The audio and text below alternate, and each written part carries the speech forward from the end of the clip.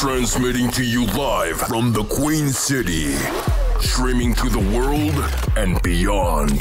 This is the Traders Vibe Video Podcast Show. We talk and you listen. And now, here's your host, Carl Berget, aka Chaos Trader. All right, welcome to the Traders Vibe Video Podcast Show. My name is Carl Berget, aka Chaos Trader.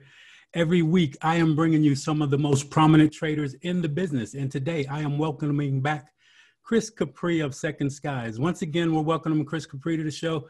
Chris was on the show on August 4th, and he really dropped some knowledge with us. And that show was a gem, but unfortunately, it was not recorded. So Chris offered to do it again, so lucky for us.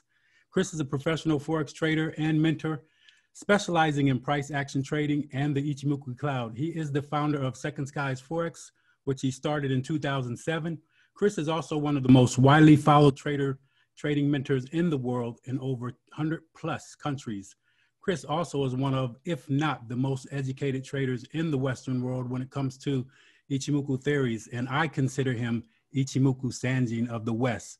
Last time Chris was here, he gave us some serious knowledge about Ichimoku, and I'm sure Chris is about to do the same thing again. So welcome back to the show, Chris. Good to be back. Good to see you. So last time Chris was here, I mean, he really put it out. I was so excited. I wanted to get that video out. I wanted to get it all done. Go to look at it. There's no video anywhere.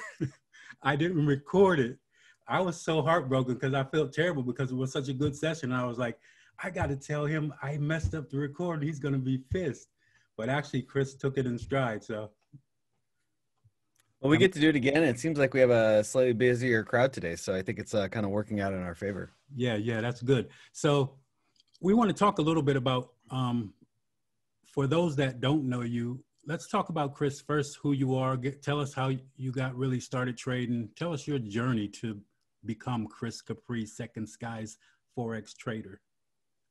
So I started trading in 2001. I was teaching yoga at that time, and someone had one of my private clients who was retired, and he was dying of cancer, and I was working with him privately.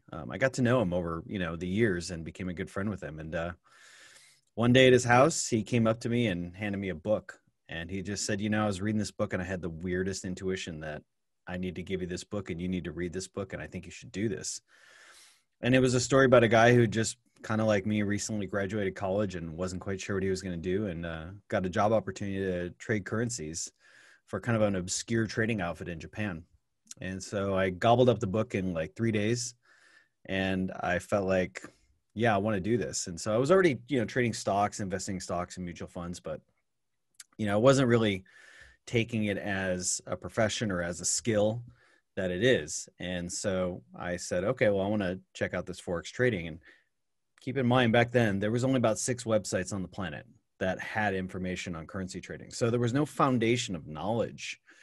Everybody that's coming in today, everybody that's in here on this podcast, you're all coming in with a huge foundation of knowledge.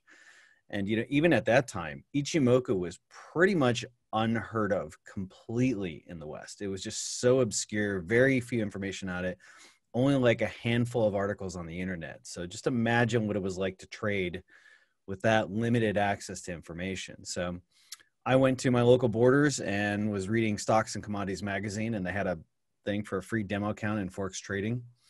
And so I tried it. I opened it up, and the moment I opened up the platform, like my eyes lit up, and I just kind of had this aha moment. Like I looked at everything, and I'd never gotten a platform demo before. I'd never traded on a platform like this. And yet I was like, wow, I actually understand this platform. And wow, I understand all these terms. And wow, I understand what's going on. It was just like something awoke in me. And so I traded demo for a month. And then I decided to go live, and I took $3,000 and I turned it into $83,000 in 6 months. And so that was kind of my beginning into trading the markets. That's nice right there. So you said you turned $83 into, what it was? 83 into 83K. Okay, in 6 months. Yeah. So how were you when you first started, were you pretty much successful right out of the gate? Yeah, I was just killing it right off the bat. Part of the reason why I was able to grow it so fast was something that I probably wouldn't be able to do today is that I was risking an incredible amount of money, and I didn't even know like a whole lot about risk management back then. So $3,000 account, you should probably only be risking a few percent of your account. And you're probably only going to be trading like mini lots. I decided to trade a full standard lot on dollar Swiss, open the position in the Asian session, which is like a big no-no. You know, you just don't do dollar Swiss in the Asian session because you're going to get bad spreads and things like that. And it didn't go anywhere for most of the Asian session. And it was kind of break even when I went to bed. Woke up in the morning and it was up 124 pips. So my account literally overnight went from 3K to 4,200K, like just like that one trade. And so that just kind of kicked off something in me. And I just went on this massive 6-month winning streak. I was winning like 70+% of my trades. I think by the end of the first month, I was like probably even less than the first month. I was up to about $9,000 pretty fast. Dang, yeah. And so I just kept winning and winning and winning. And, you know, I was only trading price action. I was trading off a line chart. I had no indicators on the chart whatsoever. I didn't even really know about indicators back then. And I was trading mostly standard lots. So when you trade a small account with standard lots and you're winning, it's just going to grow really fast. Yep. So, you know, I call it a combination of being fearless and being totally reckless. And the recklessness didn't really hit me until, you know, 6 months later. So, you know, it was, I kind of dodged a few bullets, and, you know, that's why I was able to grow it so fast. The recklessness hit you 6 months later. What was the recklessness? So I was, you know, you turn a count from 3K into 83K, and you start running numbers in your head. It's very easy for an untrained, undisciplined person to start thinking they're a genius. And the funny thing about it is that it wasn't that I was a genius. It was just at that time in the market, the euro dollar was just going in one direction. Anybody can be a genius in a bull market. There were millions of crypto trading geniuses when Bitcoin was going from like 3K to like, you know, 15K. Yeah.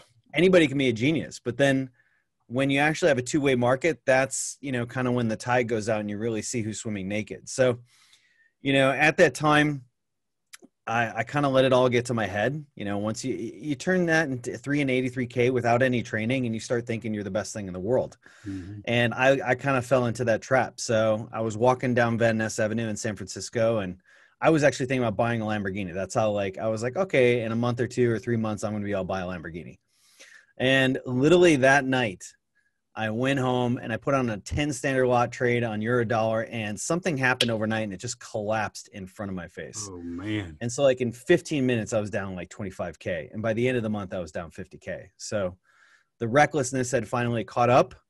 And on top of it, I hadn't built up like a real successful trading mindset or a solid trading psychology. And so to take that kind of hit and not have the mindset or the habits in place, that just created a huge kind of, you know, spin into this kind of, you know, just depressed, beating myself up world, making terrible trades, wishing I had taken the opposite trades, you know, that I was taking, just all the wrong things. Right. And so that led to like a 3-month losing streak. Man, what did that do to you? As far as to help you, not to hurt you? It initially broke me mentally in some sense. I had gotten to the point where I'll full on confess I was depressed.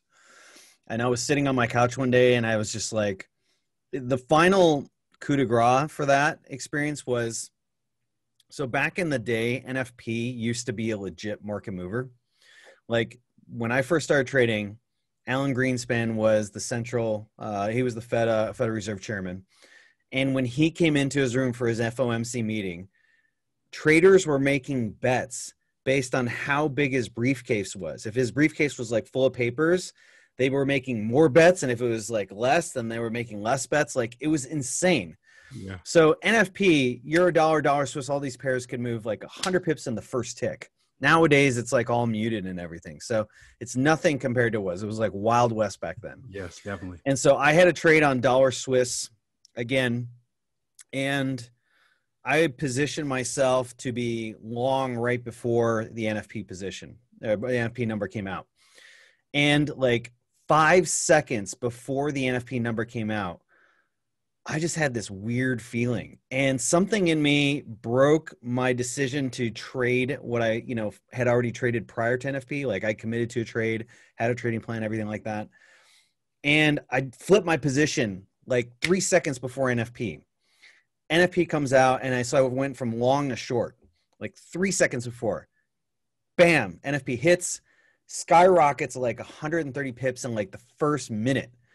And I was like out a lot of money. I was just like, this is, I just, it was like, it just kind of broke me at that point. Yeah, I could bet you that. And so, I was sitting on my couch, just kind of staring out the window. I'm like, wow, I just lost another $3,000 in a minute today.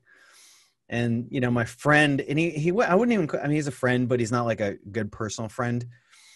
He had come over to the house to see some of my other friends that were there. And he looked at me and he's like, dude, you don't look good. And he was right. He was totally right. I was just in a bad space. And so I went for a walk, and it started raining, and, a homeless person walked by me, and he even looked at me and he thought I was in bad shape. And he's like, dude, are you okay?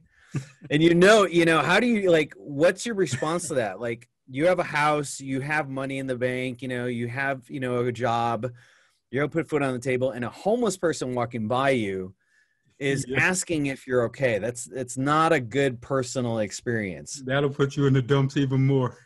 I was just like, I just looked at him like, wow, this is obviously a bad situation. So I was walking by this botanical garden, and I decided to kind of go in there a little bit and just kind of relax my mind for a moment. And it's still raining and it's cold. And I saw this person wearing like this gray cloth Tai Chi outfit. And, there they are in the rain, and they're not doing like, this very basic Tai Chi stuff. They were doing like super advanced. And it was just immediately clear. I'm like, okay, this person's been doing this for like decades. And you don't get this way by watching a few videos or just practicing a little bit. Like, this is a skill. This is a craft. And you have to work years to build this type of mastery. Right. And I felt like, yeah, what was I thinking about trading? You can't just like think that something is that easy in 6 months. Everybody wants it to be that easy, but you can't do that, And so I had to think about it as like, this is a skill. This is, you're going to face intense moments. You have to be able to take this intensity if you want to do trading and be able to pick yourself up and bounce back and work harder. And not just like harder, like Gary Vee style, you got to push it, but more of like, hey, I really have to like work with my mindset and refine things internally and build my skills and treat this like a skill-based endeavor, like a sport, like a martial art. And so I just regrouped myself, and then I got my first course ever at that time. And shortly after the course, there was a job opportunity. Like my trading started to improve just because I was getting basic skills that I'd never had before. And there was a job opening for a brokerage position, and it was FXCM. And, there's all these people in this room about ready to get interviewed, and there I am waiting, and I'm the yoga teacher, and these are like all business finance grads, econ grads. And the guy really liked my interview, and they called me the next day and offered me the job. And they said, look, we'll fly you out to New York. We'll get you housing. We're going to give you a salary. You're going to have to work your ass off, but we want you. So that kind of changed everything for me at that point there, because now I was being put into, I was on the institutional side, and the education in that experience was just, it was life-changing. Yeah, I bet you learning from being nothing, where you're just learning offline or learning from small people, and then all of a sudden you're learning from institutional traders. So that was a big thing for you.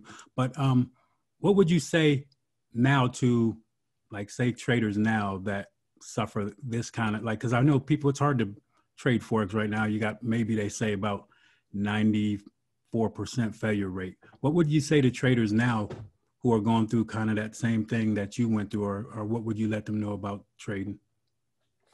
Well, that statistic is, it's about as accurate as possible. About maybe 1 in 10 is going to make it.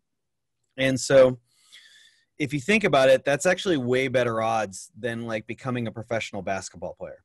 So, for every like badass high school player that goes on to college, maybe 1 in 4 is actually going to do well in college. And then from there, you have all these great college players, and maybe only 1 in 4 or 1 in 5 or 1 in 10 is going to go pro. And even then, of that group, only so many is going to make money. Right. Trading is one of those things where you can take the hobby route, which is, look, I want to learn this skill a little bit, but I don't want to go the full bore. I don't want to go for the black belt. You got to decide, do I want to go for my black belt in trading, or do I just want to learn to be able to like get myself some basic self-defense skills here? That's the way you need to relate to trading, because when you jump into the markets, who are you trading against? You're jumping into the NBA. There is no like rookie league. There's no college league. There's no high school league. You are jumping into the NBA. So you should expect that you're going to have to build up that skill and mindset to do that. You know, this market is not meant to be forgiving. It's not going to give you a speech or a pat on the back. That's not going to happen. This market, you need to face the reality of, you want to do well in this, treat it like a black belt. Treat it like a martial art. You are going to have to work at this for years. You don't have to go for your black belt. You can just be like, hey, I just want to get my body in shape. I just want to get a little more flexible. I want to learn a little bit, about this. You could take that approach, but that's going to lead to only certain results. You want to be a UFC fighter, you're going to have to get your black belt. It's the same with trading. Right. So I tend to look at it, I'm an athlete, I've been an athlete since like a competitive athlete since 5 years of age. And so that's the way I approach the markets, because it makes the most sense to me. It's a performance endeavor. You have to perform. It's a skill, and it requires the skill and the mindset to make it work. And if you don't want to get your black belt, no big deal. Just understand that that's the results you're going to get. Yep. And I think if you want to be successful, you got to go for that black belt. And I think, to me, I don't think you could come in not going for the black belt, because it's going to result in just basically giving up your money, really. You got to go for that black belt. You got to give it 100%, because other than that, you're just going to be like the other 94% of traders, or 96, whatever it is. But Chris, so I met you. That's an important distinction to make there, before we jump on. People have to understand that trading is fast money. Investing is slow money. Yeah. When you invest, what's the traditional investment theme that you see all over YouTube today? It's passive investing, right? You are not going to turn $10,000 into $1 million in 1 to 3 years passive investing. You may over a 30, 40 year period. Maybe, if you're lucky and you do everything right and you continue to add to it, that's a legit thing. You can take $10,000, continually put money into it slowly, steadily, invest in passive index funds, and in 30 years, you can turn that into $1 million. But in 30 years, $1 million is not going to get you very far, especially if you have like 1 or 2 homes, you have kids, you have a family, you have a pension, all that. $1 million, people think $1 million is a lot of money. It's not a lot of money. It's not. You have one lawsuit, that your $1 million is gone, just like that. You have one, like earthquake where the insurance is going to cover it. There's a fire here in California like we have, and the fire insurance is like, you didn't have 300 feet, and there's 5 trees that were within 300 feet. We're not giving you the fire insurance. There goes your $1 million. $1 million is not going to, well, how long is $1 million going to last you? At 100K a year, that's 10 years. Yep. Okay, now what? What do you do then? You're broke. So people need to change their thermostat about what is wealthy and abundance and what is not. And $1 million is not it. So investing is slow money, and you should do investing. You should always have that, continually building in the background, but trading is fast money. It's you can take $10,000 and turn it into $1 million way faster than you can in investing. But it also requires that you're driving that car at a faster speed. And so the faster speed you drive that car on the highway, the more risk there is. And so you're taking a bigger risk, but you have the opportunity to turn that into fast money. And that's why you do trading. You should only do trading if you want to work with fast money. And I think trading should be a part of, I think every university should teach trading. Oh yeah. Not definitely. That it's going to be like, Not that it should be like everybody should become traders, but everybody should have the experience of trading, because you're going to learn about financial markets. You're going to realize that slow money isn't always going to get you there. And if it does, by the time it gets you there, well, you know, you're 50, 60 years old at this point, and, you know, you were broke for the last few decades. So, you know, you also are going to learn some valuable lessons. You know, the very concept of risk versus reward. I feel like there's a lot of people in life that do not understand this skill. You know, you look at all the protests going on and people are like, yeah, I'm just going to march into a BLM protest with a MAGA hat. Oh, well, that's genius. Why don't you just like put a target on your like chest and just say, yeah, there's a good chance I'm going to get shot today. Like, you know, the upside you're going to gain versus the downside risk. People need to know this skill. And there's so many skills that you're going to learn in trading that could help you for the rest of your life. Really? So Yeah. I feel like everybody should go through and educate, like their 4-year degree at university. Don't get me wrong. There's some subjects there that are great, but unless you're starting to be a physicist, you don't need to know physics. Learn trading. The skills will last you a lifetime, and you'll learn about markets and you'll understand how things affect each other. That's true. And so, you know, I think it's something everybody should be exposed to.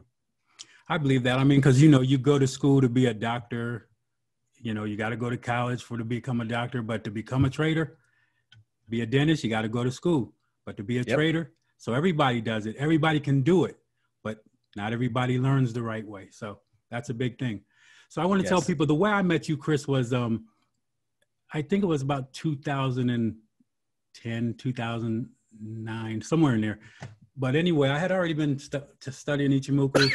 And I didn't know much about the theories at that point. And you had a course out or something. So I decided to purchase the course. And then I got into the stuff you were teaching. And I got into the course. I was like, man, this stuff, this is over my head. I don't need this. I'm not learning nothing. I'm done with it. And really, like, it's the same thing with the way I learned Ichimoku. I first looked at it too much, too complicated. Then I said, well, I got to put some time into it. I put a total week of dedication into it and then started to pick it up.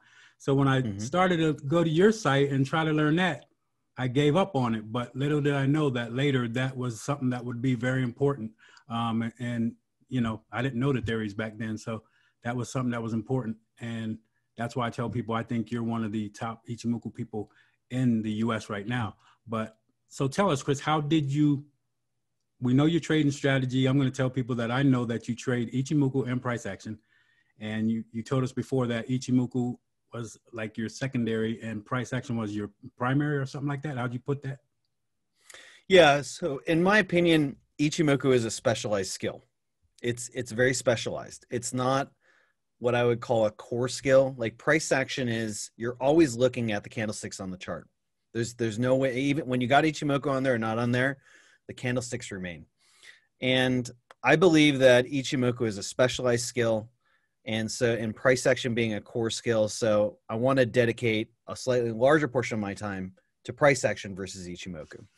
You know, there's certain environments where Ichimoku it's not really designed for those environments. You know, there may be information that we haven't translated yet that could help us, give us more of an edge in terms of Ichimoku in certain challenging environments. Like when you have certain choppy environments, the price is on both sides of the Kumo, the lines are pretty much, you know, just moving horizontal, you know, barely moving up or down or anything like that. There's limited, you know, stuff you can do with Ichimoku in that situation. And price action says, look, it doesn't matter what environment we're in. This is an expression of order flow, and you need to understand what's going on with the buying and selling. Right. So, you know, my primary is price action, and I wouldn't even call it a secondary skill. I just call it certain tools in my tool belt that I use when the right environment comes up. I'm pulling that tool out and I'm going to hammer that nail into that, you know, wall as hard as I can. So that's how I relate to Ichimoku. I started with Ichimoku in 2004 when I was working at the brokerage, and there was just no information on it. Absolutely no information out there. Was like a couple articles. I don't even think there was a book back in the day in 2004, because I know Nicole Elliott did hers a few years later, But when I read it, I was like, this doesn't make much sense. It doesn't seem that accurate from the material I've seen out there. And we had a programmer at the brokerage, that I was friends with, and we just decided to like test certain strategies and back test them and code them and things like that. And we were able to find some alpha out of a few of the strategies. And so I started playing with that. And, when you back test a system, in all different parameters, you start to learn a little bit more about how that system functions well and where it doesn't. Oh, yeah. And so that just kind of kicked off that whole process. But then, because there's so little information, 2005, 2006, I continued that journey of looking for more books and more information on it. And so that led to Hidenobu Sasaki, he passed away, I think, in 08, 09. And he was retired at that point. He was working for Nikkei Securities, which was Citigroup's outfit in Japan at that time. And he had gotten Technical Analyst of the Year award twice in the prior 2 decades. And that was because he was using his Ichimoku forecasting to kind of see where markets were going. And he was basing most of it on wave and time theory. And so, I felt like, okay, I want to find out more about this guy, and found out he had a book, and then was able to get that book, which was a pain in the ass to get because the original publisher was out of business. He sold all the books to some other outfit who they were out of business. So I had to get it from the third person. I had to total go Sherlock Holmes to find this book in Japan through Amazon Japan, which is very difficult. And I found one book and had it shipped over. And then I was like, well, I don't read kanji, so I'm kind of stuck here. So I just, read all the images as much as I could, went through all the images, and then I was like, all right, I need to have somebody help me translate it. So I found a Japanese trader who would help me translate it. And it cost me a lot of money to pay this guy to translate it. And then once he translated, I was like, okay, what I thought was going on in Ichimoku was this much, in a big picture. Yep. And, kind of like you said, that experience you had, I was just like, wow, I know nothing about Ichimoku, absolutely nothing. And then shortly after, I read that quote from Ichimoku Sanjen, who said, out of the 10,000 practitioners who practice Ichimoku in Japan, maybe a handful understand it. And I was like, yeah, I'm one of the 10,000. I'm not one of the 5. I'm one of the 10,000. And, it's just okay, well, I want to work with this. And so, I spent years just kind of reviewing that text over and over again and trying to understand it deeper and deeper. And that really changed my perspective on Ichimoku.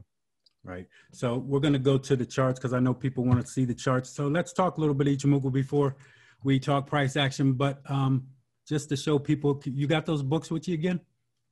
I do. Got to see those books. Yeah. Let me get a...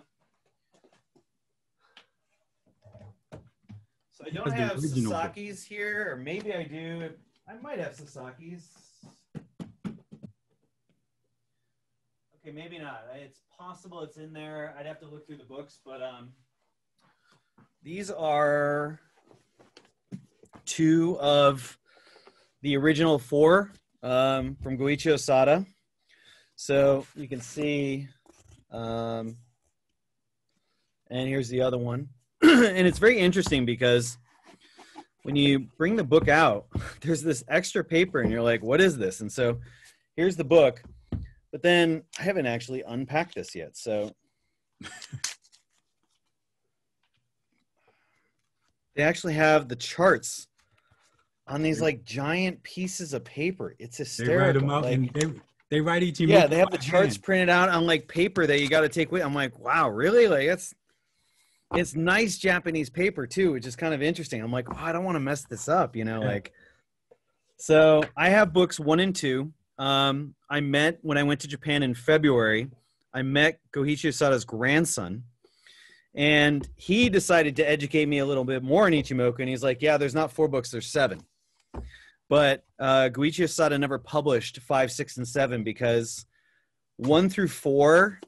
1 and 2 were digestible, but 3 and 4 started blowing traders' minds. And then they felt because nobody really understood it beyond 4, he's like, I can't do 5, 6, and 7 because it was so much more advanced and theoretical. And so, Goichi Osada was a Buddhist and I'm a Buddhist. And so, his grandson thought that was very interesting. and he based a lot of his time theory and his number theory on kind of Buddhist metaphysics. And so he based it on physics, science, and Buddhist kind of metaphysics. And so, that's where some of the number theory comes from. Yeah. And he even tried to use some of the numbers to test like the rotation of the sun around the earth and things like that. And he found out that the numbers actually matched up. And so, it was just fascinating. It was fascinating. So, I'll probably pick up books 3 and 4 soon. I have, his grandson's information, so I can just contact him directly. And so they have so many copies of it. And then he also gave me, the grandson had actually written his own ebook on it, but he never published it. And so, he gave it to me and I bought that from him. And to be honest, I feel like that book, even though it's smaller than all 4 books combined, I think that book should be the first book that should be translated because it's the most modern, up-to-date version of it. And he has an interesting understanding of it. And so, I really like where he went with it. I've got like 12 volumes of some of his, like he has some PDFs that have totally crazy information. And I had to get those translated to understand them. But that's how I picked up a lot more info about Ichimoku. So, and putting that stuff all together, oh man, yeah, he does give you a lot of good knowledge, and he's really, really tight with it. So let's go to these charts. Okay, I'll do a share screen and let me get the taskbar out of there so it's just pure charts. Okay, so you see my charts okay? Yes, sir. So if you remember on the last time we did the call, we called a trade out that we said this is going to break out because we did it we did ours on the 3rd or the 4th? Yeah, the 4th. The 4th. So there we go, this day. And what did we say? XME is going to break out. And so we liked the structure on it. We liked the wave structure. We liked the 5-line structure. So the way I approach Ichimoku is, after I've kind of had this feeling for the longest time that you should almost start with wave structure first before you start with 5 lines. And when I met with, Goichi Asada's grandson, I said, look, between all the 3 pillars, time, price, and wave theory, I feel like wave theory is the most important. And he agreed with me. He's like, yeah, he's like, time and price are only meant to be like secondary, even though they're core pillars of it, they're really more secondary tools. Your first decision should be based upon wave structure. And so, XME was something that we talked about, that the wave structure was very conducive. So, it's below the Kumo for a long time, but then the wave structure started to get disrupted. So you could do an A, B, C, D, and you can follow it up with, hey, here's another A, B, C. And I felt like there was a D point that was going to break this one. Mm-hmm. So we did it on the 4th, which was this day. And literally the next day, it broke out of this. So we said, hey, wave structure supportive. It's the 5-line context is very supportive. The pullback to the C point continued to run into not just the prior resistance, the prior B point of this wave, A, B. So it was using the wave structure pullback, like the resistance level, as support, very constructive from a price action perspective. Then the next pullback went right to the Kumo, trailed the Kumo up, also supportive. The Chiku line had then passed not only the Kumo, but then on the pullback, was starting to, on the next leg up, was crossing the price line, also constructive from a 5-line context. And then you had another TK cross that was, setting itself up. So to me, this was a no-brainer. And so we traded this the first time. We missed the second pullback by like 10 cents. And so, each pullback has been slightly higher. So we're kind of hoping for one more, but super constructive right now. Precious metals to me are very constructive right now. It's gotten back above the Tenkin. It couldn't even get past the Kijun. It hasn't been below the Kijun in a long time. The Kumo is ascending. The Chico is pretty much ready to bust through the resistance of the prior price line. So to me, this is all very, very constructive. I feel like we're just basically setting ourselves up for another A, B, C, D. And if you look at the pullback, this is, if you were to do your calculation, this is not a shallow pullback. So that would be a deeper pullback. But look at this one, much shallower pullback. which means less order flow coming in from the bear side. The dips are very shallow. They're getting bought up, and the Kijun is holding it. So I feel like we're setting ourselves up for an A, B, C, D move up. Another move, yeah. So, that's one of the ones that I'm spotting right now. And I'm seeing this across the whole precious metal space. GDX also on the higher time frame, which is gold miners index. You kind of see a similar structure, A, B, C, D. And so now you're setting yourself up. This pullback is about the same as this pullback. And so you're setting yourself up for another A, B, C, D higher. And so you can see it in GDX. You can see it in SIL, which is the silver miners. So that was gold miners, GDX. This is silver miners. And this is also looking almost identical. Same wave structure, A, B, C, D. So you do an A, B, C, and projection higher on that one. And SLV, which is an ETF on that, this one has had almost no pullbacks. So we are forming, a P wave right now. And so I'm expecting a breakout and then a big move up in silver. This is just super shallow pullback and then wider kind of pullback, which is suggesting more profit taking. But everything across the precious metal space looks very, very strong to me. Nice. So let's go back to your very first chart you had up, Chris. XME. So you were talking about the wave structure, and a lot of people probably don't know, but I tell people that really, even if you think about what do we learn here in the States, we learn a 1-2-3 pattern or a 1-2-3 reversal and so forth. That's our AB equals CD. That's going to be the same thing as this wave structure that you're learning with Ichimoku. So I like to always trade. You were talking about the C level, and what I trade is what it's going to be called the S wave. So S wave always comes back to that C level, and then pretty much I call it a fractal bounce just to be precise. But that's how I look at Ichimoku and look at the market. So when you're looking at the market, and if you take Ichimoku off the chart, you can still do all the analysis, all the theories without Ichimoku on the chart, because really it doesn't really include the 5 lines. Am I right? Yeah, you don't need the 5 lines to understand the wave structure.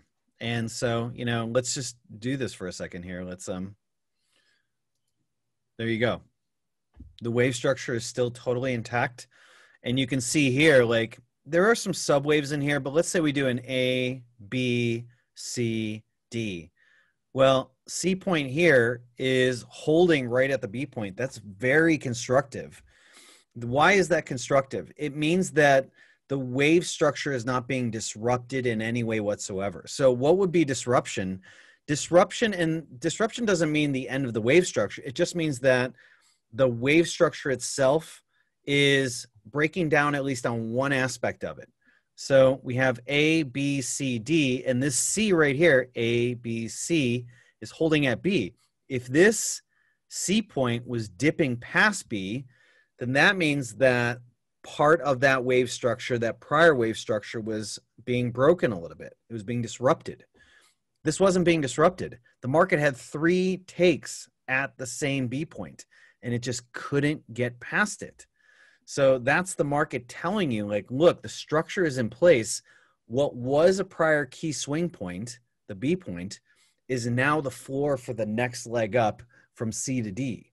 So, that's the thing about it is that, and this is something that Sasaki was very adamant about, and he says was part of the reason why he was voted Technical Analyst of the Year twice in like a 20-year period, which was that if you can get your wave analysis down, you should be able to see where the market is most likely going to move. And that's what he did. He just used his wave analysis to tell him, hey, is it disrupted? No, it's still in place. Okay, the market's still going. So my recommendation is that if you want to build an Ichimoku skill, the 2 primary Ichimoku skills, in my opinion, would be wave structure and then 5-line context. How do you use the 5 lines to establish a context? What's the overall gestalt and picture that they're pointing to? And if you can marry those 2 together, then you can make some really, really good Ichimoku trades. Yeah, the wave structure will help keep you pretty much on the right side of the market too. So that's a big thing.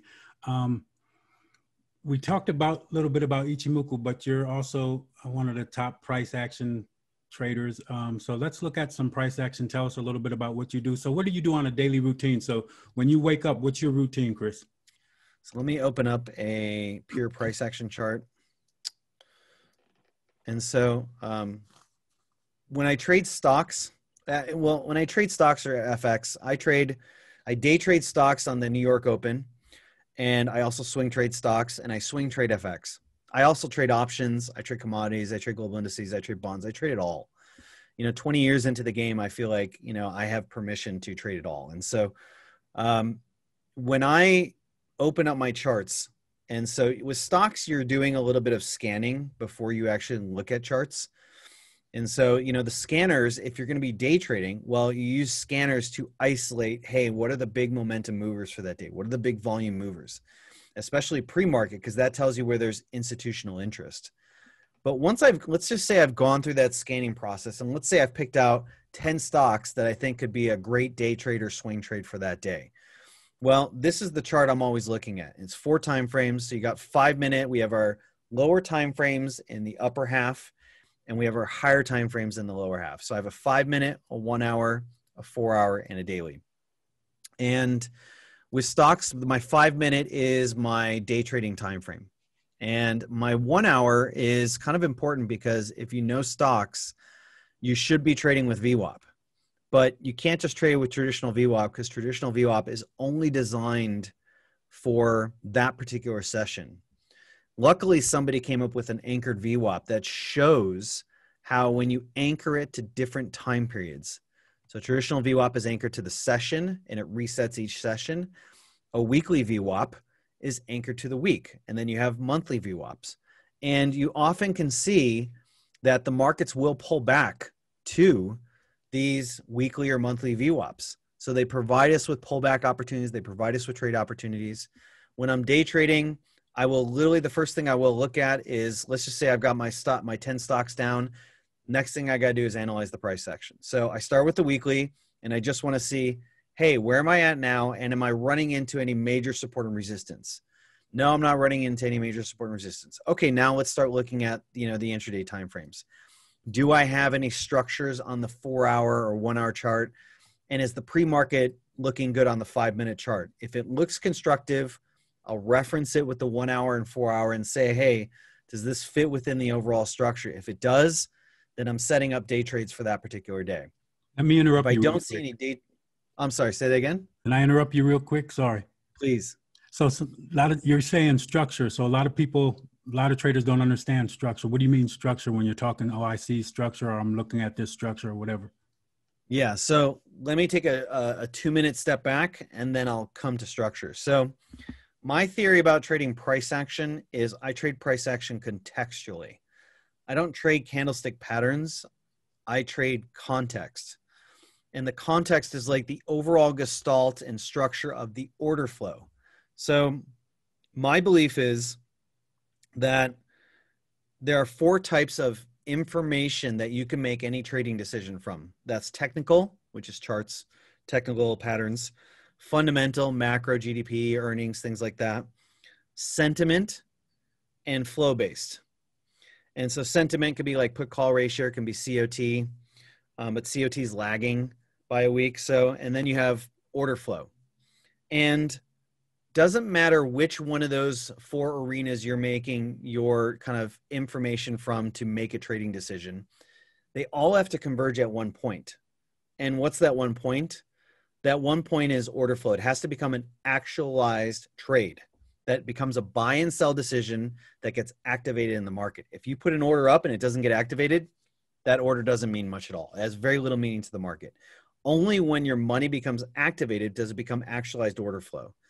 And the most proximate driver of price action is actualized order flow. So if actualized order flow is the most proximate driver of how the market moves, whether the information that goes into those orders is technical, fundamental, sentiment, or flow-based, doesn't matter. Bottom line is it's going to become actualized order flow. And there are repeated patterns that have been happening for 100 years in terms of actualized order flow in the markets. And so that actualized order flow, I feel like it's my job as a price action trader is to learn to read that. And how do I read that? I read it through price action context and structures. And so I'm looking for like these Gestalt type structures that point to where the most probabilistic direction of the market is going. Where's the order flow pushing it? So that's when I talk about structures, that's what I'm talking about. Okay. Good. So, And with that being said, I'm looking at the order flow in real time. When you trade stocks, unlike FX, you actually have access to order flow. And so, you trade FX, you really don't have access to order flow. It's not transparent in the FX market. It's not centralized. And so the majority of the FX market is being moved by the institutional market, and so you got EBS and Reuters, which are, the interbank market. They are the top tier of the interbank market.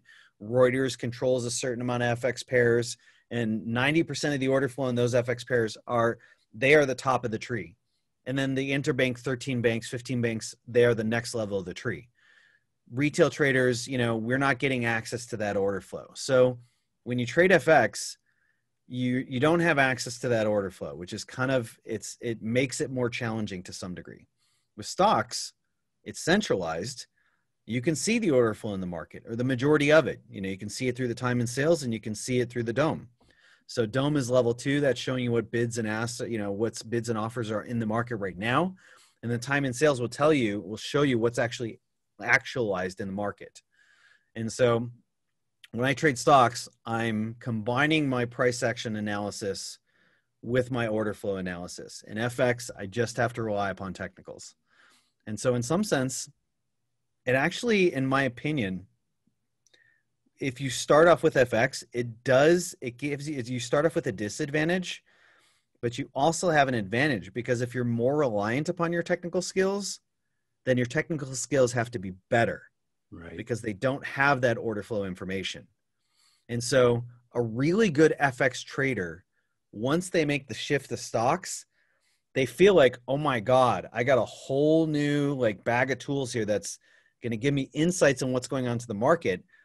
They often feel like their technical skills are too good for the stock market, because you're trading with something that you never had before.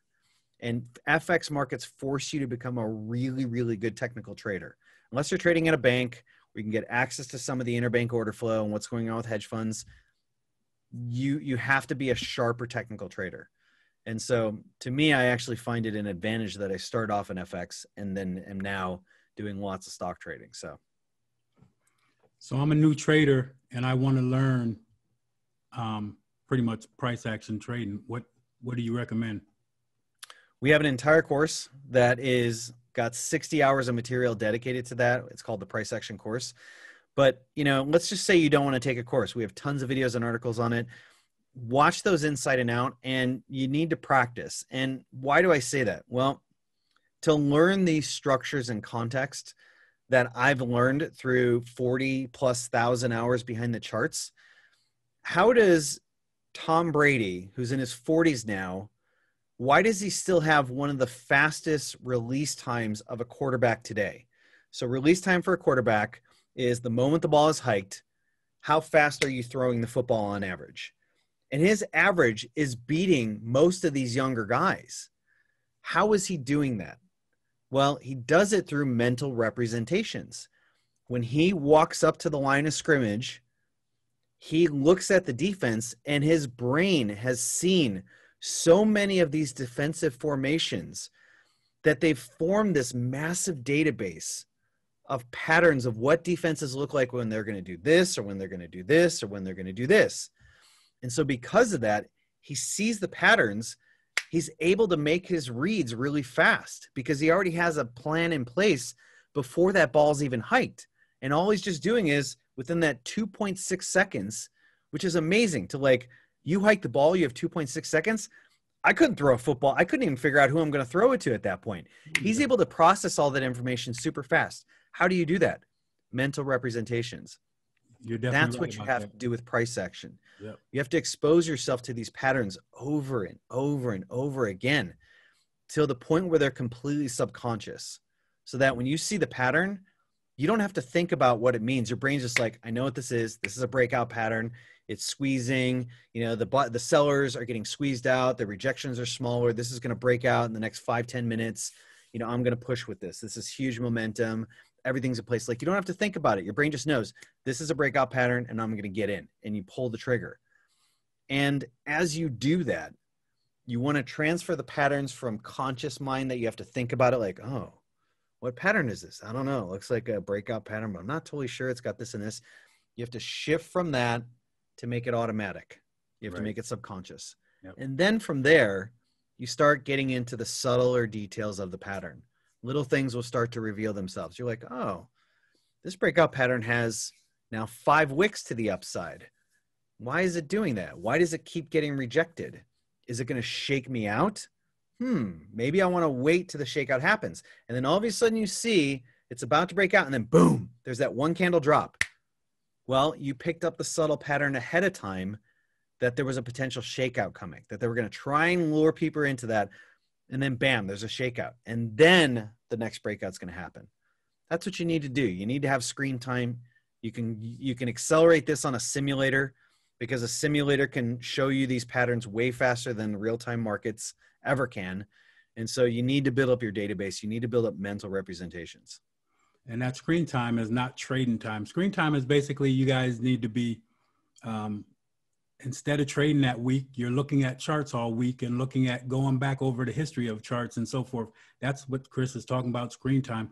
So Chris gave us some info. I'm going to let other people in here, if they have any questions, I'll let you answer them, Chris, real quick. Sure.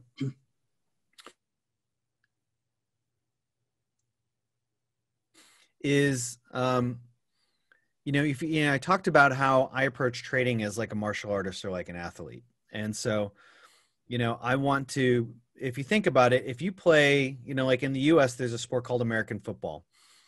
And in the rest of the world, that means soccer. If you say football, that means soccer. But in the US, we call it, it's American football. They only play 1 game a week. They practice 5 days a week. And they have film study every single day. Now, these guys know what a defensive 3-4 pattern is, but they will still spend hours every single day looking at their next team's like habits. Like, oh, when they do a nickel 3-4, they tend to like hook this guy around that. Why are they doing that? They're building those mental representations. That's their simulator. So they don't have like a computer that will like simulate random defensive positions. No, they have film study. You need to have that. Mm-hmm. For years, I spent hours every single day in front of a simulator, and I would literally like set the simulator to like 2000 on the Eurodollar or something like that. And I would set it on daily time frame. And then I would like have the playback speed at like 2x its normal speed or 3x its normal speed. And then I literally just hit the play button and I would just watch. And I wouldn't even try and like cognitively identify a pattern. I wasn't trying to be like, oh, breakout pattern. Or I wasn't trying to be like, oh, that's a reversal pattern. It's, oh, this is an Ichimoku wave or this. I just sat there and I just watched the price action move.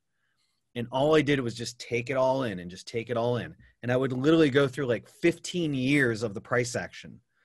And then when it was done, I would do that on the 4-hour time frame from 2000 till, the current year.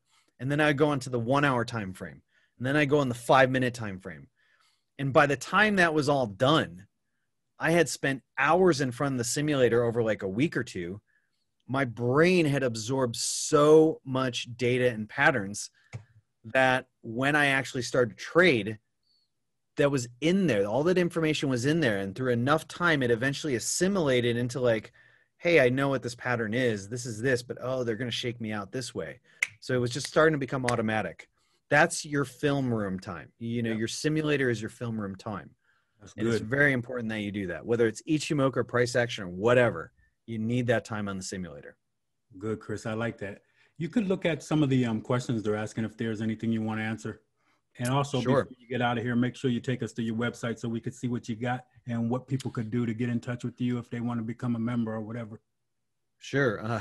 Good afternoon from St. Lucia. You're having some nice weather down there, hopefully. Nice to join. Okay. Do you have a PDF sheet to trade? I do not. I do not. Part of that is because there's two reasons why I don't have like a PDF sheet. If you're thinking like a PDF sheet, like here's your patterns, here's your systems, there's two reasons why I don't do that. One, that information I handed out, it can be just distributed to everybody for free. And then, you know, people are like just using my information for free when that's part of my course. The second thing about it is that learning patterns in and of itself is not the hard thing. It's knowing when is the optimal environment to use it in and simulator time to use that. So I can share with you all these strategies, but I guarantee you in 1 to 3 years, you're not going to be able to use them that well. Why? Because you have to do the film room time. You have to do the simulator time. You have to understand when is the best time to apply this pattern. When is the best time to leave it alone. There's skills that are behind every strategy that if strategies were all you need to become profitable, the millions of people that have pirated courses and materials over a year, they would be just gangbuster traders because they pirated like hundreds of courses for free that they stole off the internet, and yet they suck at trading. Why? Because trading is not an information-based endeavor. It's a skill-based endeavor. So the patterns won't mean anything unless you have the skills behind it. That's why we start with skills first, patterns later. Are there any universities who teach trading? No, sadly. And that's something that needs to change because, you know, people need to, your finances are tied to you investing in the market, your pension, your 401k. How do you know what to invest into? Where's the training for that in the university? You know, an econ class, not going to happen. Is there any fully translated Ichimoku books available anywhere? Not that I know of. And if there was, it would be illegal because it'd be a copyright violation. You'd have to get actual permission from the publisher to do that. So it would be I have no interest in violating international copyright law. I don't like it when people take my things and steal it. So it would be just contradictory for me to do that.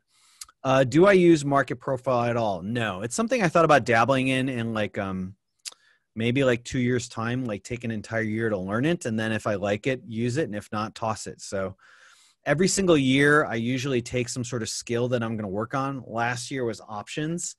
And now I'm just going gangbusters with options. Would you focus on learning Ichimoku first or price action? In my opinion, I think you'd want a minimal amount of price action skill before you start Ichimoku. The great thing about it is that once you have a decent level of skill in price action, your Ichimoku is going to become way more effective. It's just going to become way more effective. There's a lot of ways that Ichimoku you can trade it without having a great price action skill base, but you combine those two together, it's kind of like you're not just like someone who's weightlifting, but you're also a nutritionist. Like you have the diet to go with your weightlifting program. So yeah, those two together are a deadly combination. And next year, the skill that I'm actually trying to work with is using Ichimoku for options because you have wave structure and you have time theory. And so options are based upon time. You know, you have expiry dates on your options. So I'm trying to figure out ways to play with Ichimoku and options. Rain Erlinger says, what is your day trader monitor setup? Do you have multiple monitors which help you watch the charts? Yes. I have 3. I'm thinking about going to 4, but every time I keep going up, I end up coming back down. So, you know, I feel like you need the exact number of monitors that you need and no more. Anything else beyond that is superfluous and it's just going to distract your attention. So the way I have it set up for me is I have left monitor here. I have 3 monitors, 1, 2, 3. They're all in the same height because I don't want to change levels in the way I look. Monitor here is like, it's like my web pages that I'm looking at for information on the markets. This one here, and it also does have a chart, which I can flip up if I want to, but this is my center one is my main trading monitor, and my right is my charts. So the charts I do off TradingView. I trade off a Thinkorswim, but I find TradingView charts to be superior. So charts, platform, web page, and extra charts if I need to. And for me, for charts, instead of having multiple stocks on one particular monitor, with TradingView, you can just add another tab. I can just put another tab on there. And so I can literally just go from bam, bam, bam, bam, bam, everything that I'm looking at, I literally put up in all the tabs for that day. And so I just tab through all of them because then I don't have to like close one and bring one up or anything like that. So hopefully I answer your question. Ravi, I have dabbed in Ichimoku a bit, and I like the fact that it's a complete trading system, but I also felt that using on the daily chart gives better results. That means that I get fewer trading opportunities. What is your opinion about using Ichimoku on lower time frames? I think it's possible. I haven't been able to perfect that skill, but I think it's possible. And the reason why I think it's possible is because I had a student, he's now off doing something else. He's like a police officer, but he was trading it on like the 1 in 5 minute charts. And I was watching how he's doing. I was like, wow, that's actually a really skillful way to do it. And he was doing it pretty well. But sadly, he's a police officer now, so he doesn't have time to focus on this. And I have some other students that are trying to penetrate into those lower time frames, sub 1 hour time frames. I think it's going to take a little creativity, and it's going to take some practice and finagling and probably some wins and a lot of losses, but I think it can be done. It's just going to take time. If you're only going to be trading on the higher time frames, then my suggestion is just expand the number of instruments that you're doing it, because you want your feedback model to be continuous. You don't want to like make one trade and then get no feedback from the market for a month. That's going to stunt your growth curve. You have to get continual feedback from the market to eventually mold your pattern recognition skills for the best setups. And so there has to be continual repetition. You're not going to become a martial artist by going to like one martial arts class and then coming back like a month later. So that's not going to happen. Chris, Jose Gruber. Can I say something real quick? What you were talking about just now, what the person asked you, basically also is, if you want to looking at the lower time frames, is the structure is the same everywhere, right? We're going to have that N wave on the 4 hour, the 1 hour, the 2 second, the 3 minute, whatever you look at, that wave structure is always going to be there because the markers are fractal. So if you learn the wave structures, that will help you on the lower time frame if you're still trading with Ichimoku also. So it's going to be fractal in nature. Yeah, I would probably say that's probably the best entry point through Ichimoku. I think 5 lines will be tricky. And, there's questions about Ichimoku that nobody's been able to really answer. Like, look, Ichimoku was built on numbers that, work in certain types of environments. But if you're going down to like a 1 minute time frame, does it really reflect the same things? So I think you'd be better. I think wave structure is probably the best way to penetrate lower time frames. And so that would be the best way to enter it. Like Carl said, I think it's a brilliant insight. At that point, then you have to start finagling how you use the rest of Ichimoku. Jose Gruber is saying, where can we find these types of simulators? Forex Tester 2 is one of them. Thinkorswim has one, but it's not the best. I'm trying to think of who else has a really good simulator. There aren't many. Forex Tester is probably your best shot at that. Philippe Nyangbo, sorry if I mispronounced your name, I apologize. What's the best market for trend following with Ichimoku? Do you mean like stocks, commodities, FX? Let me know what you mean by that so I understand the question.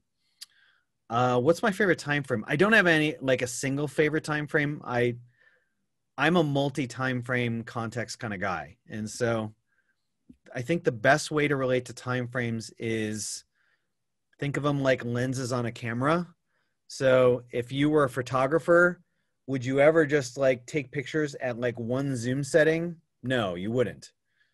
You have the panoramic view, which is like your higher time frames. It allows you to see everything, but you're not going to get much detail. You might not see that there's a bear in the woods over there. And if you walk that way, that bear could be waiting for you.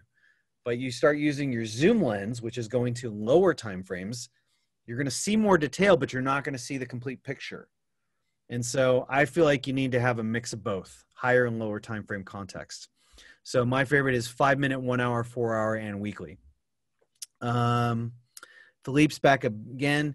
Do you think about creating an Ichimoku strategy in Pine Editor for TradingView?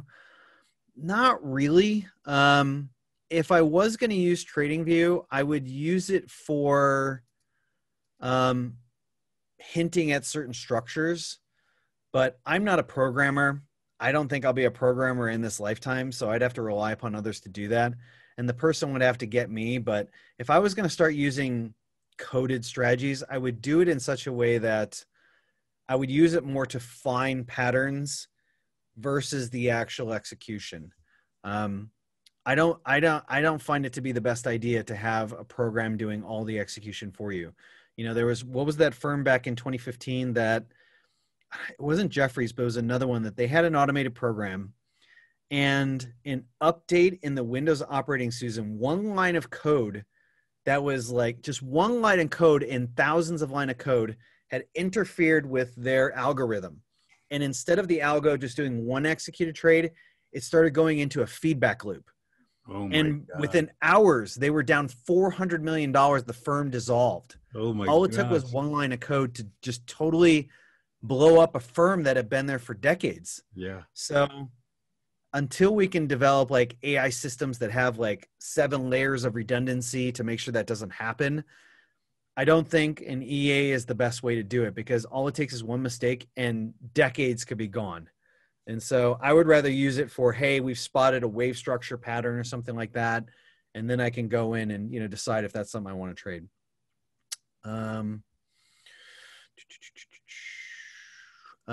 Gary Lynn, what scans do you use in TOS? I don't use TOS for my scanners. I use TradingView. I have pre-market and post-market stock screeners. And then I have Benzinga Pro.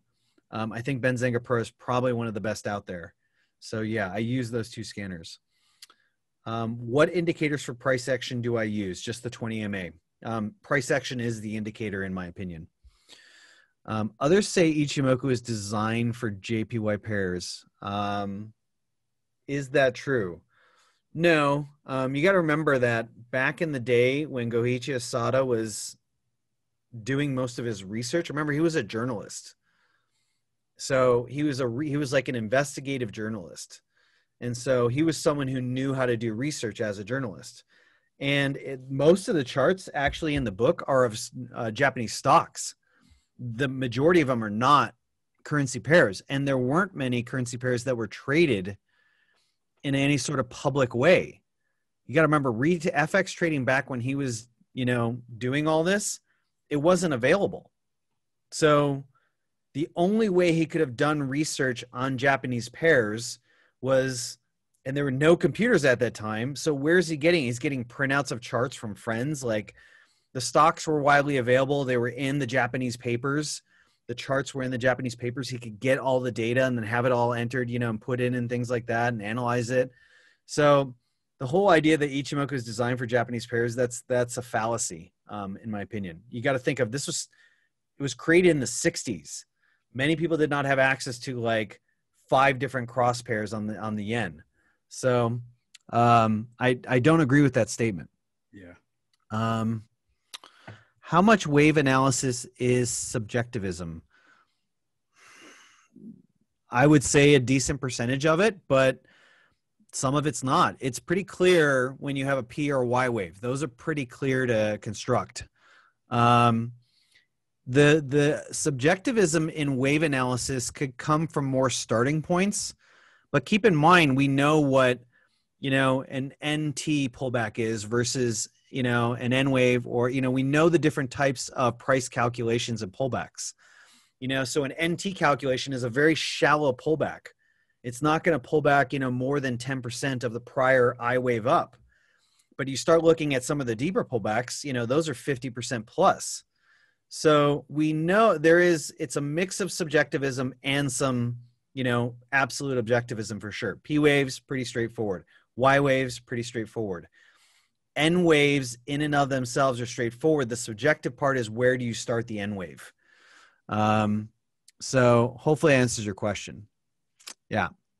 And that, that doesn't negate wave analysis. Like a lot of people think like, oh, unless it's 100% objective, it's not real. Yeah, I'm calling BS, because you think of like football players today, American football, are they working on 100% objective patterns? No. Some of it is probabilistic. It's, hey, the probabilities of the evidence of this pattern lean towards this way. Most of the variables are leaning towards this way.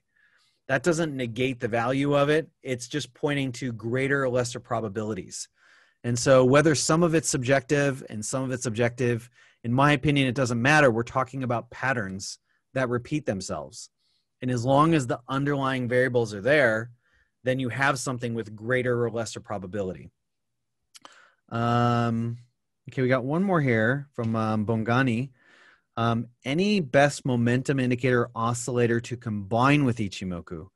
Carl, if you have one, I don't combine any indicators with Ichimoku. When I trade Ichimoku, I'm just trading Ichimoku. Do I include a 20 EMA? Sometimes if I'm trading stocks, I will always have a VWAP on there, and I will always have volume. But beyond that, I am of the theory that you want to have less indicator type input, and you only want to have so many voices telling you what's going on in the market. Like, think about it like this. You're standing in a clothing store and you're trying to decide, hey, does this thing look good on me? Well, what would you rather trust? 1, 2, maybe 3 people who are very close friends who understand your style and they like have a good perspective. Like, they're like, oh, you should check out the shirt, and you try it on, it looks good on you. Would you rather trust a few voices, or would you rather have 20 people chiming in? Some of them you don't totally know how good they are as a whole. I would rather have a few trusted advisors than have like 20 different advisors. And that's kind of the way I approach, indicators and, on a chart. I want my chart to be clean. Like, this is my price action chart. You got volume, you got VWAP, that's it. My Ichimoku chart, that's it. Because I trust Ichimoku as a trusted advisor, and I understand its strengths and weaknesses, when it's going to be totally on and when it might be a little bit off. So, trading is generally, you start off with nothing, you add a bunch of tools, but then as you get better, you end up dropping most of those tools and kind of working with just a handful of tools. That's the general process for traders. And so, yeah, that's my thoughts on that. Carl, is there a momentum indicator oscillator you use with Ichimoku? Yeah, I like to use I use Williams percent R, and I use it on a 5 period, but a lot of people can't use it at that speed because it's really fast. So I tell them to use 14. But when I'm trading Ichimoku, I usually don't like to use anything. Now, a lot of the basic, like when I'm looking at maybe like a Tinkinson bounce or a Kijinsen bounce, that's when I'll use the indicator, as far as I want to see when I'm gaining momentum or losing momentum. But other than that, I just use price action to enter the market off of those levels. Pretty much. Yeah. But like that analogy you made, Chris, I do that so many times because I tell people, everyone's looking for this holy grail all the time. And I keep telling people that you don't need 4 or 5 indicators to tell you things, because now you got 4 or 5 different answers. And now you have to count to see which one is right. Yes. You want one answer and you want to know what to do right then and there. You don't need 2 answers, 3 answers, 4 answers. Because now you're getting confused. And that's what traders do. They put all these things on their chart and think it's helping them. In reality, it's confusing them because they're getting different signals. Yeah, and I'm glad you said that, because, if you think about what it is to use an indicator, when you say you're going to take on an indicator, you are technically saying, whether you know it or not, I need to build skills on this particular indicator, because otherwise I'm not going to know when it's going to operate best or worst. It's not like the Chicago Bulls use Michael Jordan for every single shot, because they realized in certain situations he wasn't the best person for that. Maybe they had a better 3-point shooter. That's their skill. Each indicator is designed to reflect something going on in the price action, unless it's a flow-based indicator. VWAP is a flow-based indicator. Volume is a flow-based indicator, but 99% of all the indicators out there are not based on the actual order flow in the market. They're based upon changes in the price action over time. So what you're doing is you're actually looking for a derivative expression of price action. And every derivative expression is a skill in and of itself. And so you start adding 4 and 5 different indicators that are not even meant to work with each other. Well, now you have to learn the individual skill of indicator 1, and that's going to take you 1 to 3 years to really learn that indicator inside and out. Yep. Then you got indicators 2, 3, 4, and 5, and then you have to assimilate all that together. And so, like Carl said, I'd rather have a few voices or 1 voice versus 5 different voices all telling me what to do. Every indicator you adopt is a different skill that you have to master before you can effectively use that indicator.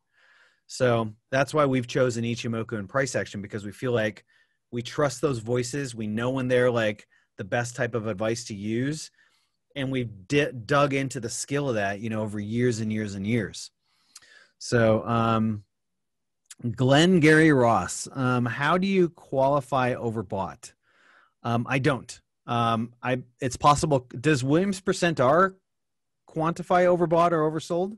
Yeah, I mean, it does. I don't really look at oversold, overbought. I just look for momentum gains or momentum losses. That's all I'm really looking for in the market. I'm not really looking who's saying the market's oversold or overbought.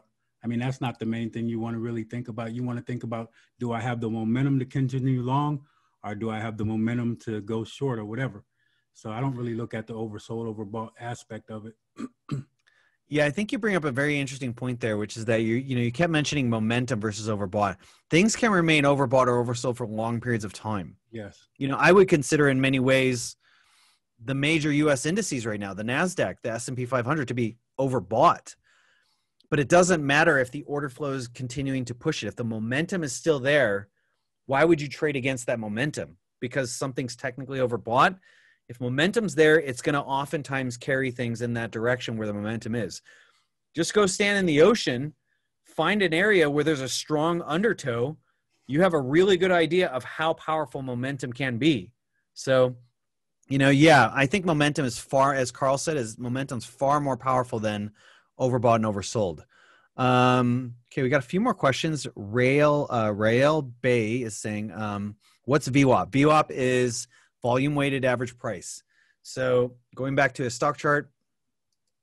So VWAP originally was developed as an intraday indicator that basically says, look, we want to take all the volume activated at that price over time. So, hey, there's 50,000 shares at $29 and there's 5,000 shares at $25.50. Well, where is more of the order flow going? It's going in at 29. And so it's taking flow data and saying, hey, this is how the volume of shares being traded at that price is being represented over time. And so it used to be just for that session, and then it would reset. But over time, some people adapted it, and they called it anchored VWAP to adapt to different time frames. So how much volume was traded at that price over a week? So like you can see my VWAP, it says VWAP week. This is VWAP session. VWAP session is for that session. Where's the biggest volume, time in sales of that stock at what price? Where's that happening? And this is over the week, so it's going to kind of smooth out the results a little bit. And then you have the month. And so that's anchored VWAP. If you're going to trade stocks, absolutely necessary indicator. I don't know of any professional trader that's not trading with it. Do I use Heiken Ashi? I do not. I've only explored it a little bit, but it just didn't jive with me. And I'm not saying it's bad. There's some people that trade it really well. I think it's the kind of thing that you find the skills that work best with you. And it's kind of like football players, some of them like Adidas, some of them like Nike. You find the shoes that fit you best, and then you wear them out as much as you can. Stan Nwasu, have you tried the built-in TradingView anchored VWAP? Yes, that's what I'm using right now. Do I think a VWAP has any role in Forex? No, because again, the time in sales is not going through a centralized exchange in Forex. That's the problem with the decentralized opaque market. Stocks, it's centralized and relatively transparent. You do have dark pools, which are huge in the US, and they're not as big in Europe and Asia. But it's still centralized, for the most part. In FX, it's not centralized. So therefore, VWAP would not be valuable because you don't have the actual centralized order flow information. Philippe is back. In your wave analysis, how do you find the perfect profit target? I combine it with price action. It depends. Well, you got to remember my profit target though is based upon price action. But if the market's evolving in real time and saying like, hey, this has still got a ton of momentum in it, I'm going to keep holding that position. If the Ichimoku is saying, look, you got a lot of momentum in this right now, the wave structure is supportive, I'll keep holding that position. But I use price action mostly for my targets. Sometimes I'll throw in Ichimoku price analysis to get a relative target. But again, if the momentum in real time is saying we got more gas in the tank, I'll keep riding it. William Huff, you have some really good weak TKS cross strategies. Yeah. William Huff's a longtime course member. So yeah, we do. But I still prefer the wave structure theories that I use now. How do you relate to Elliott wave theory to Ichimoku theory? I don't know anything about I don't know enough about Elliott wave theory to even make that comparison. So I would have to be a good E-wave theory and analyst to even do that. I think there's some similarities from what I've seen and some differences. Tony A, could you kindly share some insight on your trade management techniques? I could, but the thing about it is that, so Tony, here's an important question. Before you can manage a trade, what prior skills do you need to manage trades? So anybody can answer this question. What prior skills before managing a trade do you need to actually manage a trade? So let's see what y'all answer. And Carl, if you want to share your answer as well, what do you think? So his question was trade management techniques. Yeah. It all depends what I'm trading, how I'm trading. So if I'm using just price action, or if I'm using Ichimoku. So if I'm using Ichimoku, my management trade is what I do is I find support and resistance levels. I mark all those levels. So I always look to the left of the chart, find those levels, and I try to give the market an opportunity to reach those levels. And then you're also going to make sure that with your account, I'm not burning more than 3% on one trade. So my stop loss, depending on what I'm getting into the market, a lot of traders think that when you get into the market, you say, I can afford a 40 pip stop loss. I like the 40 pip stop loss. It doesn't matter about your 40 pip stop loss. It has to be a technical stop loss if you ask me. So if that technical level, the technical level where your stop loss is, say that level's 100 pips and you're trying to go 40 pips, it doesn't make no sense. So what you need to do is have a technical level and then see if you can afford the trade at that point. So that's how you manage the entry.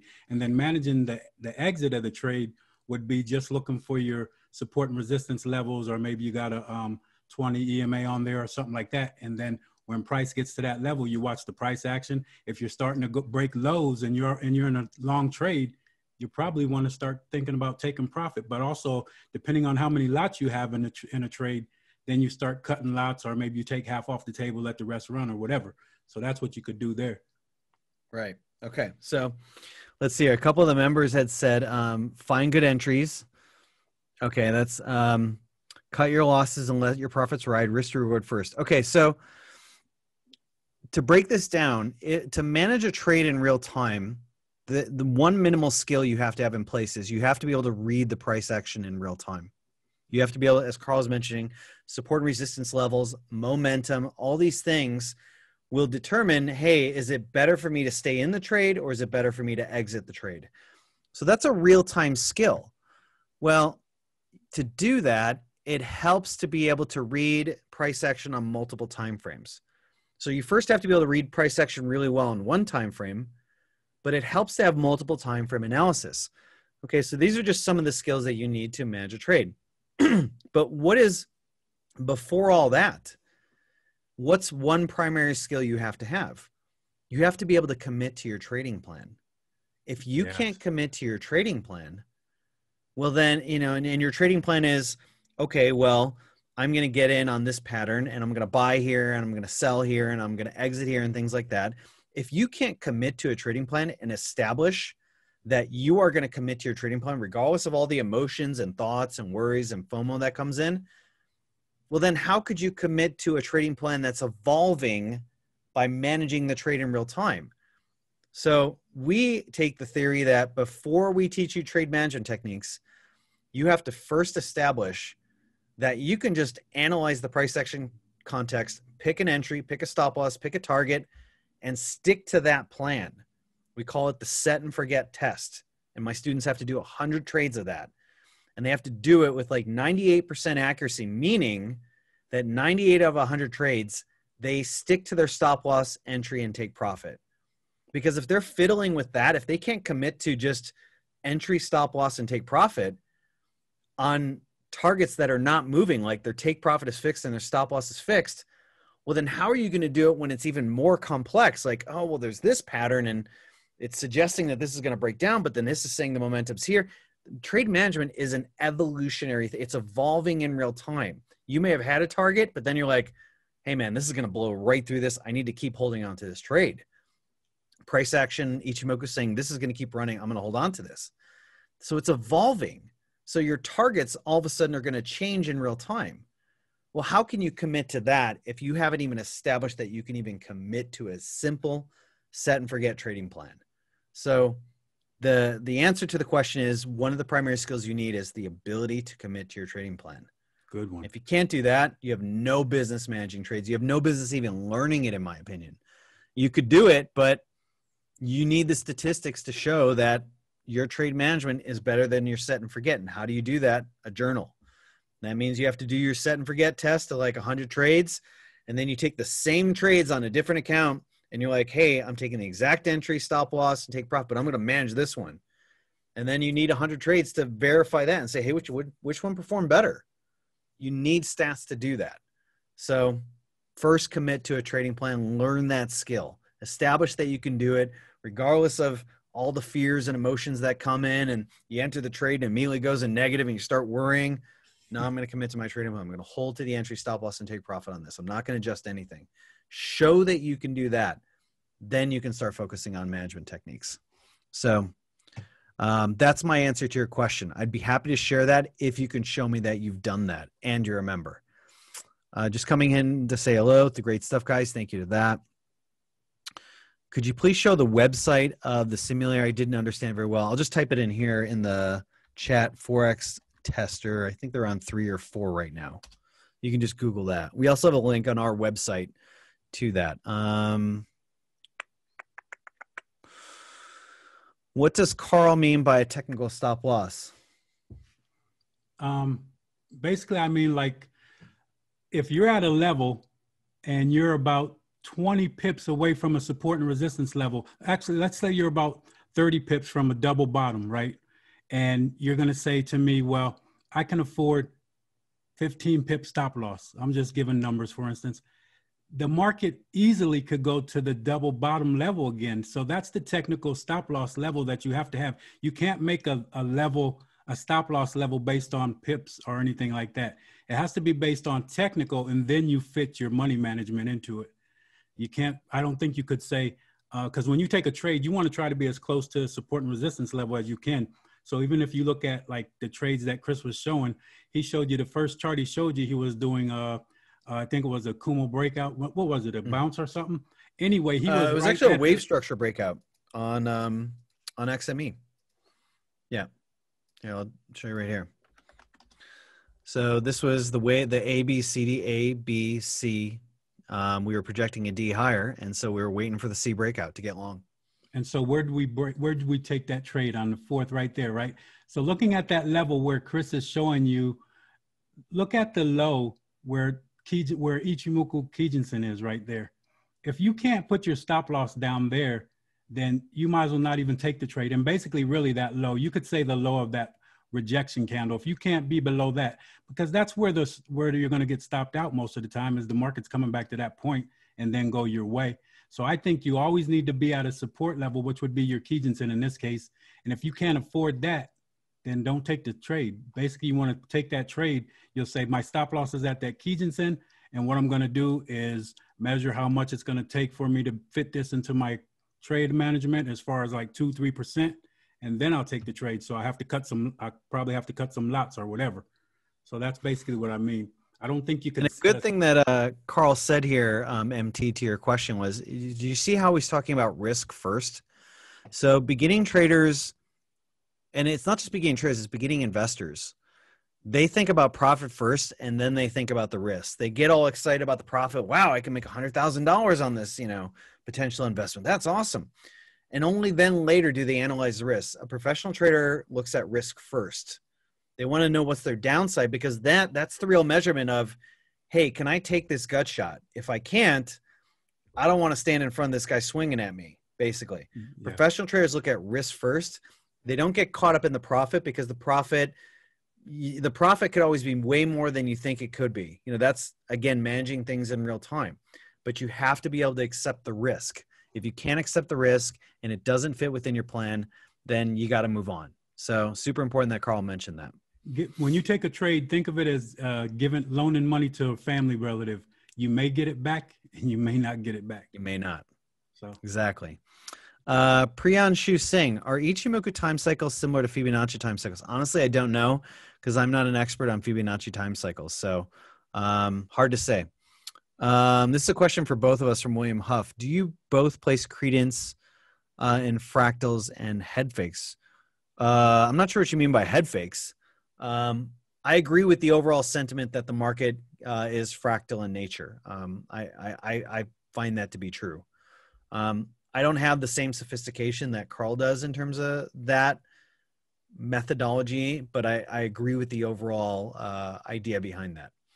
In terms of head fakes, I'm not sure what you mean by credence and head fakes. I might need you to be more specific on that. Philippe is saying, do you believe in back tests? I believe you should use back tests just to see if there's a potential edge in there. But you can't rely upon that going forward because what the market was before is not what the market's going to be in the future. You're just using a back test to see if there's potential edge in there. That's all you're really trying to do. The market could be completely different going forward, which totally means the back test doesn't mean anything at all. So you got to understand a back test for what it is. Anonymous attendee. When price is inside the cloud, do you read more than a neutral? Do I read it more than neutral? Yeah, because the price inside the cloud, there's a million incarnations that price can be inside the cloud. You got to remember that Kumo just represents a certain part of the price action in that time. The overall wave structure could be bullish or bearish, which is saying, hey, from a contextual perspective, the market's still bullish or bearish. It's just that for this period of time, it's inside the Kumo. And so from this candle to this candle inside the Kumo, that is neutral. But the neutral could be profit taking from a prior trend. So you have to look at it in an overall context. Anonymous attendee said, I have found that when I trade, I win half and lose half. When I win, I find that I was taken out trying to protect profits.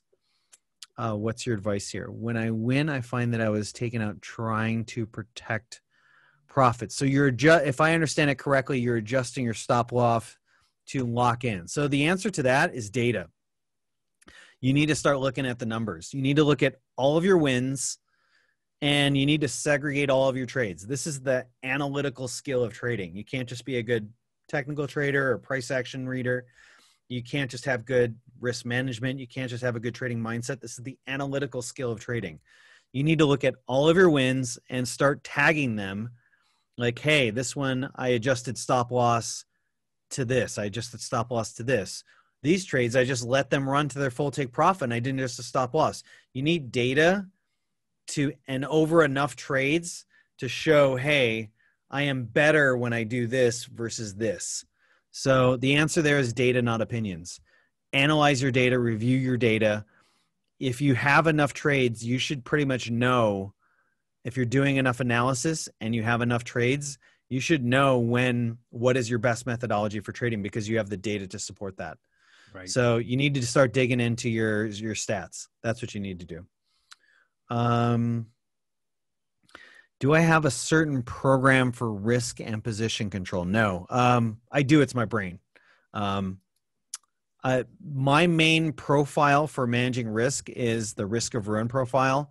So that's a mathematical profile that will tell you what is your probability of ruining your account. It was originally developed for blackjack players and casino players. And it's designed to project, like, based upon accuracy, based upon how much equity or your chip stack in casino games you're risking per blackjack bet. So how much percent you're risking per trade, what's your accuracy, and what's your payoff ratio. When you have those three variables, it can mathematically tell you whether you're going to blow up your account or not. And if you have a risk of ruin of 0, you have a 0% chance blowing up of your account, which by default inversely means you have a profitable edge. So that means you're not going to blow up your account. That means it's going to make money. How much money will determine, on those variables. So my profile is based upon having a risk of ruin at 0, basically. And so, whatever maybe your risk of ruin is, you can trade if your average payoff ratio is 4, so you're gaining $4 for every 1 you risk, and you're 25% accurate, you have a risk of ruin of 0. And it'll tell you, hey, here's the max percent equity you can risk without blowing up your account. So instead of going right up to that, I give it a little bit of a buffer. I risk a little bit less than that because sometimes I'm going to be off. I'm going to make mistakes. It gives me a little bit of room to be off. I want to give myself enough room to be off and still make money. That's in my opinion, a safer way to trade. I look at loss risk first, but also look at the possible rewards if it's worth the risk. Well, you can't really know if it's worth the risk until you first analyze the risk and then potential profit. You have to see all 3 dimensions of that. And then you can't just see it as a 1x event. You can never see a trade as a 1x event. You have to look at it as like, if I make this bet 100 times, will I end up profitable? You do that in options, you do it in trading, you do it in investing. You invest in a business. Like, let's say you're an angel investor and you're going to invest in 10 small businesses. Well, you have to look at it and be like, hey, if I have this business opportunity to invest in this business 100 times, will I end up profitable at the end of it? How many times will I win? And will I end up profitable at the end of it? If I'll end up profitable at the end of 100 trades, then I should take this. I have to take this bet. You don't know whether the next trade is going to be profitable or not. You don't. But if you can take that pattern 100 times and you have an edge over that, you have to do that. So, yeah. I believe, that might be all the questions. There's one more. The anonymous attendee is getting all kinds of questions here. Oh, no, he already asked that one. So we answered that. Okay. I think we've covered. So I'll close with one question for you, then take us to your website, and then we'll get you out of here, Chris. Yeah. Anonymous attender was asking about he wins half, loses half. So something for everyone to think about, and I'm going to let Chris talk about it real quick.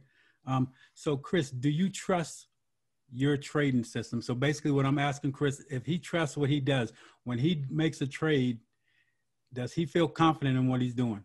Because when you're making these trades and you're thinking about getting your profit and you're trying to protect that profit, do you trust what you analyze first? Did you already make the analyzation to the market may go here? And did you look at the price action now to see what it's doing? So do you trust your overall management of the trade? So Chris, do you trust what you do? Yes. And I have the data to back it up. It's, you have to trust your skills, and this is where the analysis skill comes in. When you look back upon your data, hey, I did XYZ system 50 times last year. Oh, and I made money on it. Oh, I traded X currency pair last year 80 times and I lost money on that. I prefer data over opinions when it comes to trading. And so I may have confidence in my skills, but if the data doesn't back it up, well, then I need to let go whatever ideas I have about that. In many ways, we are actually bad judges of our own performance. And they've done all these tests on that. They're like, okay, well, how good of an investor do you think you are? And they run them through a simulated investing test, and they realize everybody overestimates their skill level. Like, it's just a common thing. People overestimate their skill level. Oh, I'm a great fisher. Oh, I'm a pretty good martial artist. Oh, I'm pretty good at this sport.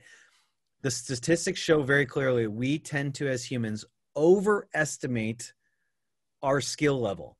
And so how do you avoid that being a problem for you? You look at the data. You get the data. How well do I perform on this currency pair, this thing? I looked at the data on the S&P, and if I stopped trading the S&P, like there was a certain year I did the data. It was by 2015, I had analyzed 10 years of data of me trading the S&P. And I didn't realize it, but I was a shit trader on the S&P. Like, if I had stopped trading the S&P back in 2010, I could have saved myself like 6 figures not trading the S&P. And then once I saw the data, I was like, oh man, you're gone. Like, that's it. I just stopped trading the S&P, and I only made like one trade in the last year, and go and figure I lost on it. And so, this is where you need data. You need to see where the data is. You can have confidence in your skills, and I have confidence in my skills. I have very strong confidence in my skills because my account balance is going up and the data on how I leverage my skills is working for me. But you need the data to support that, because you can't just be your own assessment. The data has to support your assessment as well. So show us your website where we can reach you. You can find me at secondskiesforex.com, and we have a YouTube channel as well, which is Second Skies Trading here. So you check us out. This is where I produce most of my content, is all right here. So I produce videos 2-3 times a week. We usually do one live video, and then we do one recorded video where we, cover a stock, a currency trade, or something like that, analyze it, talk about improving and things like that. So if you want to find me, you find me at secondskiesforex.com or our YouTube channel. Oh my gosh, Chris, thank you. I appreciate you, man. I didn't think you could knock us out twice, but you knocked us out twice. So we really I'm appreciate glad we got to do it again, because I feel like we got to talk about things that we didn't talk about last time. Yeah. And I also feel like we went a little bit deeper this time, to be honest. It seems like we got into the subjects a lot deeper and explored a lot more. And yeah, we went 15 minutes longer than the last one, but I feel like this was way more than 15 minutes of content. I feel like second time around, we definitely got our routine down a little bit better. Yeah, it was great, man. I appreciate you, man. Pretty much glad to have you, and we'll do it again one day. So until then, guys, take care. Be well, everyone. Oh, Chris, guess what? You didn't record. No, I'm recording. It's good to go. I'll get it to you. We'll get it to you. I was hoping you were going to say, I was like, Chris, I forgot to hit the record button again. I was like, ah. No, I got it going. It's good to go.